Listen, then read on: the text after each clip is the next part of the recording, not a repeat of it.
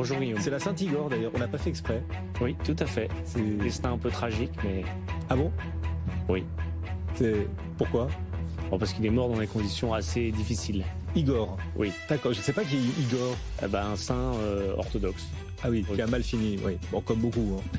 Igor Demac, il est là, donc bonne fête, Igor. Merci. Dirigeant associé de Vital Épargne. Vous allez rendre votre verdict face au marché. Ce verdict que vous allez rendre, ce moment qu'on va vivre ensemble, est-ce que vous l'assumez? Oui. On vous écoute. Il faut acheter de l'espace, mais pas forcément SpaceX. Ah tiens, ça c'est votre verdict. C'est votre verdict et vous l'assumez. Il faut acheter de l'espace en bourse, pourquoi pas, mais pas uniquement SpaceX. On parlera de SpaceX, ça veut dire que vous n'êtes pas fermé à SpaceX, mais pas uniquement SpaceX. C'est l'essentiel du message. Vous pensez à qui? En fait, séparer les deux sujets. Il y a le contexte sectoriel de l'espace qui devient maintenant une réalité, en tout cas dans le capitalisme, et plus juste une innovation technologique et des programmes publics. Et puis, il y a l'opération en elle-même. Vous l'avez dit vous-même, le S&P a réagi. C'était vraiment une vraie question parce que c'était une grosse entorse à la règle d'accepter une société en perte. Il y a des sujets de gouvernance dans cette opération, les droits de vote double, il y a des sujets de flottant, il y a des sujets de lock-up. Il y a pas mal de choses sur l'opération en elle-même qui, pour un investisseur un peu vieux jeu comme moi, sont plutôt repoussants. Après, la dynamique de ce secteur, quand on parle d'autres lanceurs, des sociétés équipementières ou de la chaîne de l'espace, il est clair que les États-Unis aujourd'hui offrent ce qu'aucun autre pays peut offrir, c'est la marchandisation, la valorisation, pas d'une nouvelle technologie, mais d'un nouvel avenir. Et c'est Neil Armstrong qui disait, parce que l'espace c'est un mystère, le mystère crée l'émerveillement, et l'émerveillement c'est la base du désir de comprendre. Et en fait, ces introductions en bourse qu'on verra sur ce thème de l'espace qui est lié à l'intelligence artificielle, au data center, c'est la base du désir de comprendre qu'on a un futur peut-être qui ne sera pas uniquement sur cette terre. Exactement, ça va créer peut-être une nouvelle mythologie boursière aussi.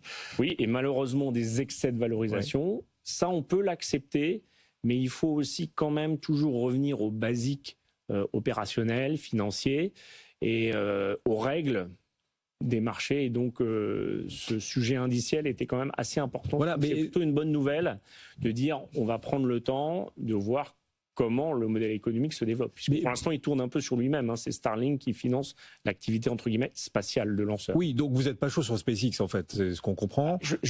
Moi, je ne suis pas habilité à donner des conseils d'achat aux gens. Je dis simplement que vous dites ce que vous faites. Ouais, le secteur mérite. Il y a des fonds qui existent. Il y en a un en France, la société Itavera Asset Management. Il y a des ETF. Je pense qu'on est plus protégé à ne pas tout mettre sur une valeur, sur une opération, qui, je dois le reconnaître, est vraiment quelque chose, c'est un milestone, comme on dit en anglais. C'est vraiment, il y aura un avant après SpaceX, comme il y a eu un avant après Tesla, comme il y aura un avant après Elon Musk.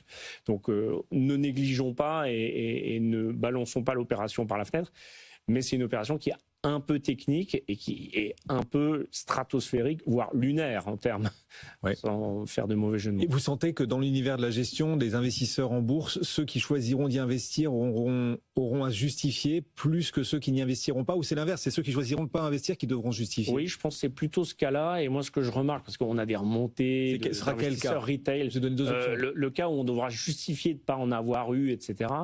Parce qu'en fait, en ce moment, se crée une bulle où des investisseurs petits boursiers particuliers disent il faut en avoir, pas en avoir. C'est un peu le truc dont on parle en dîner en ville. Voilà.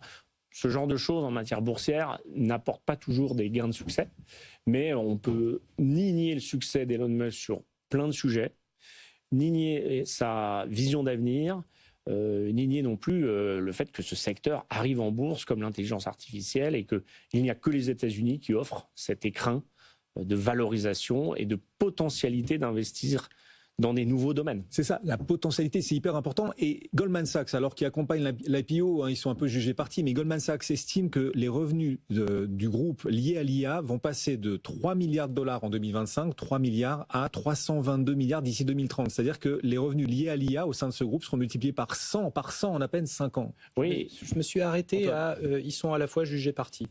J'ai pas écouté la fin.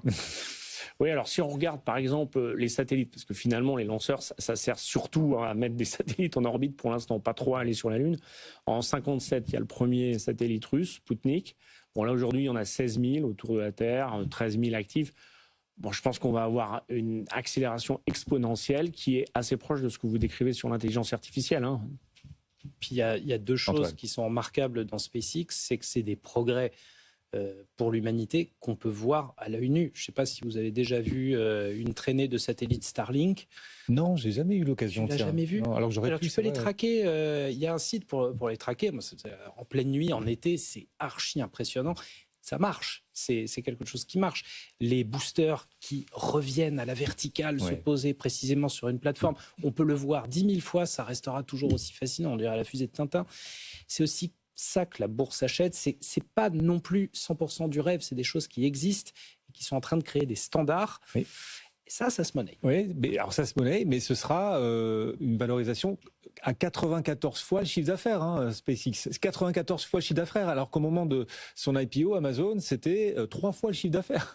C'est ça l'ordre de grandeur. C'est là où nous, en tant que vieux boursiers, on est un peu en difficulté d'analyse, parce que qu'est-ce que ça veut dire 94, 82, 103, après, en fait, on n'est plus dans le multiple. Donc s'il y a des gens qui ont envie d'y croire, parce que c'est un peu un acte de foi, je dirais que allez-y, mais n'oubliez pas que ça reste un acte de foi, qu'il y a d'autres lanceurs, il y a Blue Origin, on parlera d'autres valeurs, il y a Rocket Labs, la United Launch Alliance, l'alliance entre donc Boeing, Lockheed.